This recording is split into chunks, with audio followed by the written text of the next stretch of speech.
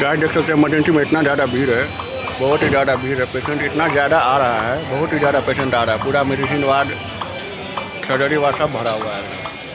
Patient तो रुकने का नाम ही नहीं ले रहा है।